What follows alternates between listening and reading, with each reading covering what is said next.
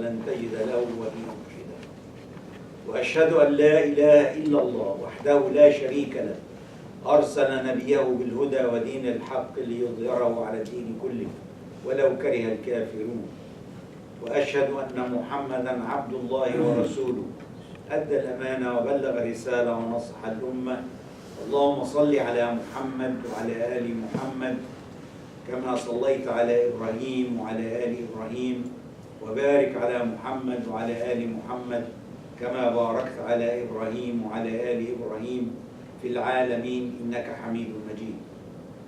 Dear brothers and sisters in Islam, Quran is the word of God, it is the ultimate truth, and the guidance revealed to his Prophet Muhammad ﷺ is the best guidance. I bear witness that Allah subhanahu wa ta'ala is the only deity, and I bear witness that he sent his messenger Muhammad ﷺ with the guidance to the truth and the true religion. Allah subhanahu wa ta'ala commands us in the Quran to remain conscious of him. He said, يَا أَيُّهَا الَّذِينَ آمَنُوا اتَّقُوا اللَّهَ وَلْتَنْظُرْ نَفْسٌ مَا قَدَّمَتْ لِغَدٍ وَاتَّقُوا اللَّهَ إِنَّ اللَّهَ خَبِيرٌ بِمَا تَعْمَلُونَ. O you who believe, remain conscious of Allah and look for what you have done for tomorrow, and be conscious of Allah. Allah knows well what you do. Taqwa, God consciousness, is the key to happiness in this life and the hereafter. Allah subhanahu wa ta'ala promised those who remain conscious of Him great reward in this life and the hereafter. He promised to make things easy for them when things are difficult and open doors for them from difficult situation and provide for them from wherever they did not expect. Today, inshallah, I'd like to talk about trials in a specific way. Allah subhanahu wa ta'ala created us on this earth to fulfill, each one would fulfill a certain purpose, but we are all share in the facing trials. Every one of us will be tested and will be tried, and it is according to our behavior, Allah subhanahu wa ta'ala will judge us. Nobody is exempt from trials, even prophets and messengers. Even so, they may be more tested than other people. The trial I want to talk about today is a trial that the Prophet ﷺ went through, he and his family and his community, when people made fabricated lies against Sayyidah Aisha radiallahu anha and slandered her. And I'd like to briefly highlight the story. We may all know it, but just to remind us of the story, and then find out or look at the lessons that we can learn from this story. In the year 6 after Hijrah, the Prophet ﷺ was told that there is a tribe by the name of Bani Mustaliq. They are preparing an army and coming to invade Medina. And the Prophet ﷺ wanted to preempt this, so he prepared an army and went forward to fight Bani Mustaliq. And as his usual habit, he took with him a Sayyidah Aisha, his wife. Usually he would take one of his wives whenever he goes out on an expedition. And this time it was a Sayyidah Aisha. Sayyidah Aisha went with the army, and the army fought the battle, and the Muslims won, and then they turned back, coming back to Medina. And on the way to Medina, the Prophet ﷺ wanted to spend the overnight near a well of the wells so that people can drink and eat and rest, and then they would go in the morning to Medina. In the meantime, Sayyidah Aisha, who was usually would be carried in a box on top of a camel, she went to relieve herself And coming back, she broke her necklace, and she was looking for the parts that were dropped, and that took some time. In the meantime, there were two people, one from the Ansar and one from the Muhajirin. They were trying to drink, both of them, of the well, and they fought together. And each one of them called upon their tribe to give them help, and the hypocrites made use of this opportunity, and they tried to put oil on the fire, or gas on the fire. The Prophet ﷺ saw that it's getting ugly, and he thought that the best strategy to deal with this is to break camp and move the army. So they all got up and they moved towards Medina suddenly. When the Sayyidah Aisha came to the place where she left her camel, the camel was gone, because the people assigned to drive the camel, they came, they carried the box, put it on the camel, and drove the camel. And they never thought of whether she is inside or not. She was a little in body. Remember now, we're talking about Sayyidah Aisha at the age of 14, 15 years old, and she was thin. So she was really very heavy. So when they carried the box, they didn't notice that she was not in there. They put the camel, they prepared the camel, and they went with the army. And here comes Sayyidah Aisha, and there is nobody. So she thought that the best thing to do is to sit wherever she was. And she thought that they will find out sooner or later that she is not in the box, and they will come back and fetch her.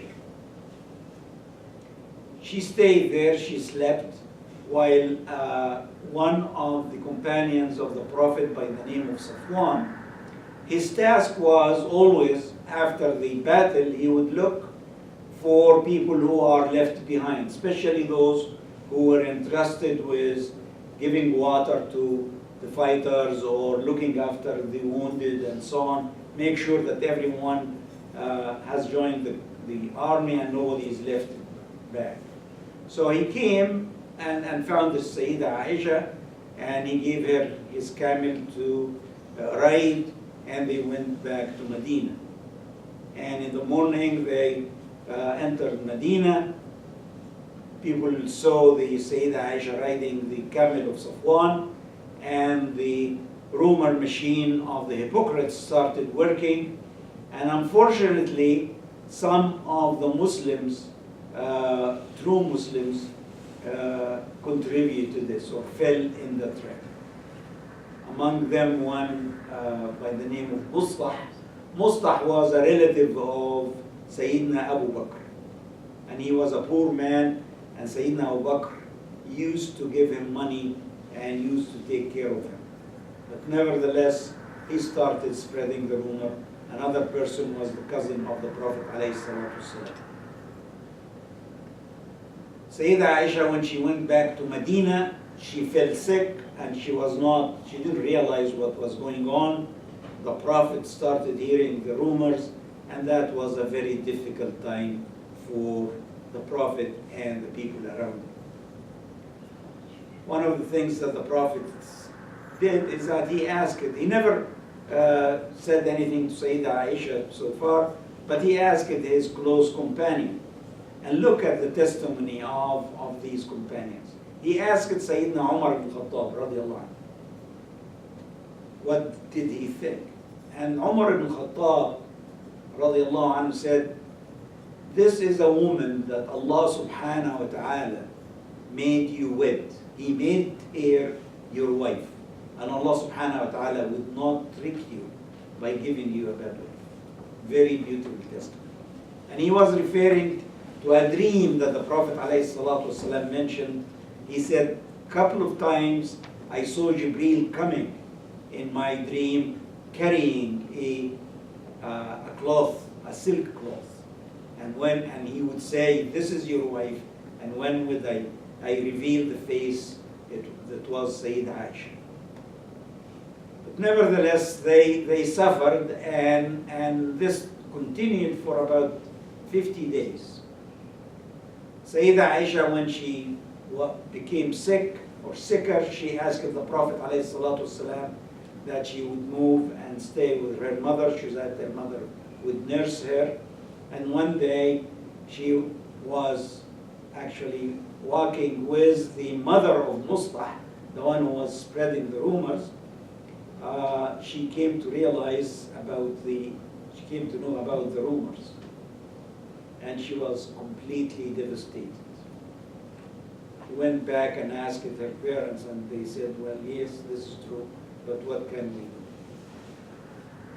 On that day, the Prophet ﷺ came, and he sat on the bed, and he said, Aisha, if you have done something wrong, then confess, and Allah subhanahu and seek repentance from Allah, and Allah will give you forgiveness, and He will accept your repentance. And look at the Sayyidah Aisha, mashallah. She looked at him and said, Allah subhanahu wa ta'ala knows I am innocent, and I would not confess something that I have not done. All what I can say now is what Abu Yusuf said. صبر جميل والله مستعان على ما تصفون. She was referring to Sayyidina Yaqub alayhi salam. She says that in her stress and her devastation, she forgot the name of Sayyidina Yaqub. But she knew that he is the father of Yusuf. She said, Abu Yusuf. And Sayyidina Yaqub, when his sons took his Sayyidina Yusuf and came back and said he was devoured by the wolf, he said, Sabrun Jameel. I have nothing but to experience beautiful patience. And Allah, so I seek the help of Allah subhanahu wa ta'ala for what you have done or what you have said. The wahi came to the Prophet alayhi salatu wasalam. Jibreel came to the Prophet alayhi salatu wasalam with very clear message. This was falsehood. This was a big lie. And the Prophet ﷺ turned to his wife, Sayyidah Aisha, and said, I bring you glad tidings. Allah subhanahu wa ta'ala has said that you are an innocent woman. And that was the story. Now you look at the lessons that we learn from this. One of the verses in the story says, لولا إذ سمعتموه قال المؤمنون والمؤمنات إن هذا إلا إفك مبين. لولا إذ سمعتموه ظن المؤمنون والمؤمنات بأنفسهم خيرا وقالوا إن هذا إلا إفك مبين. Allah subhanahu wa ta'ala is rebuking the believers who believed this lie. He said, if you have, when you listen to this lie, said or thought better of yourselves and said this is a true or this is a clear lie. Because when someone comes to me and says someone has done something bad with no proof,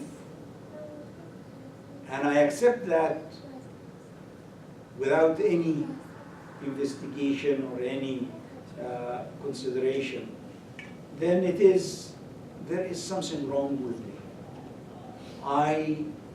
If I accept that my brother would do something wrong like that, and I accept that without any investigation, then I can accept it about myself.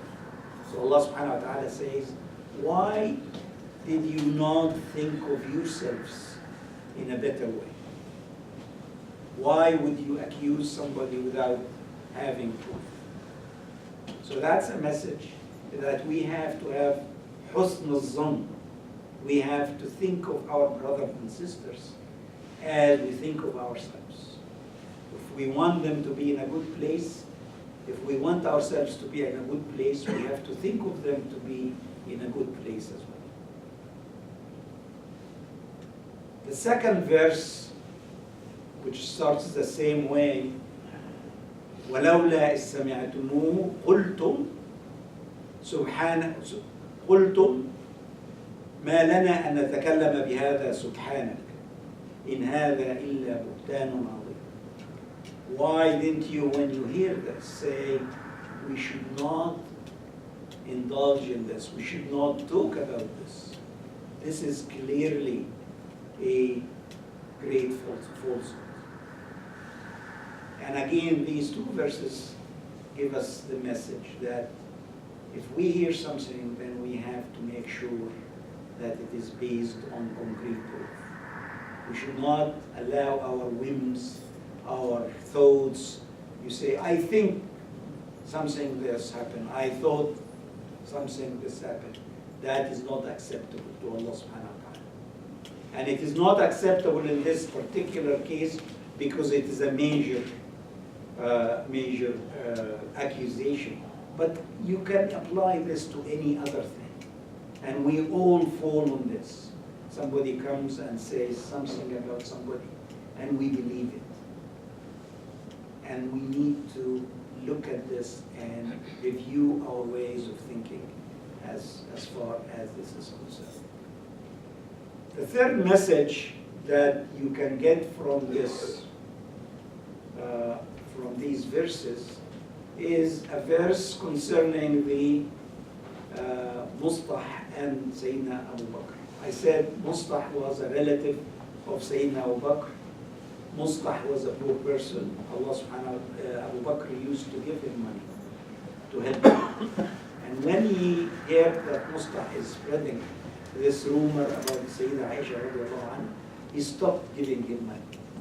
So the verse came in the same group saying, وَلَا يَأْتَلِ أُولُو الْفَضْلِ مِنْكُمْ وَالسَّعَةِ أَنْ يُؤْتُوا أولي القربى والمساكين والمهاجرين في سبيل الله وليعفوا وليصفحوا إن الله غفور رحيم. Allah subhanahu wa ta'ala says, those who have been provided by Allah subhanahu wa ta'ala by wealth should not keep it or should not stop giving those who are relatives or poor or muhajirin, and they should forgive and they should pardon and forbear, because don't you want Allah subhanahu wa ta'ala to forgive you? It is a message to Sayyidina Abu Bakr and actually to every one of us, is that even if your relative, even if a poor person hurts you in a way and he needs help, give them that help. Because the money you have is not yours. The money you have is Allah subhanahu wa ta'ala money, and He gave it to you to spend it in the way He likes and pleases Him. One of the way that we are asking to spend in is giving those who are needy and less fortunate than us. So the Sayyidina Abu Bakr could, right away, he gave him money and followed that. And then it says, فَلْيَعْفُوا وَلْيَصْفَحُوا. They should pardon and forbear. أَلَا تُحِبُّونَ أَن يَغْفِرَ اللَّهُ لَكُمْ. Don't you like that Allah would forgive you? So, and I'm going to make a short reference to this. This is a big topic, actually, forgiveness and so on, and maybe we can talk about it sometime, inshallah. But Allah, the Quran uses three terms for forgiveness. They uses af, safh, and forgiveness. And they are three distinct concepts. And people, when you read the Quran, you might not realize the distinct meaning of each one of them. But recently I've been reading in psychology, and actually they've been doing research on these things. And they have categorized forgiveness into these three groups. This is done 1400 years after the revelation of the Quran. As I said before, citing science and human discoveries and so on is not with the purpose of confirming the Quran, because the Quran is the word of God, it is the ultimate truth. We believe in it, and we believe in its truth. But these investigations, these results, help us understand what is the meaning, what's the difference between afu and safh. So afu is to pardon, means that you forgive without any punishment. But you might still have something in your heart about this. You don't want any retribution, but you say, I'm going to forgive. Safh is a higher level of this. Safh is when you clear yourself of any animosity or any bad feeling towards those who hurt you. So Allah subhanahu wa ta'ala says to us, even though these people might hurt you, but ultimately you have to be kind to them, you have to help them because they are needy and they are poor, and you, Allah subhanahu wa ta'ala, has blessed you with wealth or health and other things. أقول قولي هذا وأستغفر الله لي ولكم وادعوا الله وأنتم موقنون بالإجابة.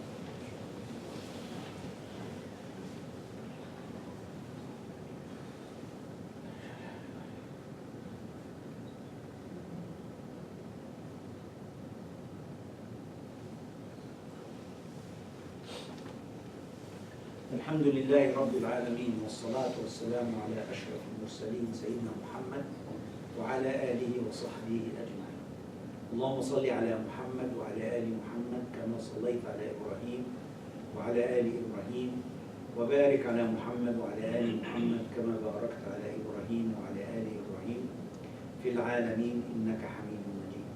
اللهم اغفر للمؤمنين والمؤمنات والمسلمين والمسلمات الأحياء منهم والأموات. اللهم ارفع مقتك وغضبك عنا. اللهم إنك عفو كريم تحب العفو فاعف عنا. اللهم لا تجعل لنا في هذا اليوم العظيم ذنبا إلا غفرته، ولا عيبا إلا سترته، ولا دينا إلا قضيته، ولا مريضا إلا شفيته، ولا ميتا إلا رحمته، ولا حاجة هي لك رضا ولنا فيها صلاح إلا قضيتها ويسرتها يا أرحم الراحمين. عباد الله، إن الله يأمر بالعدل والإحسان وإيتاء ذي القربى وينهى عن الفحشاء والمنكر والبغي يعظكم لعلكم تذكرون. أقم الصلاة.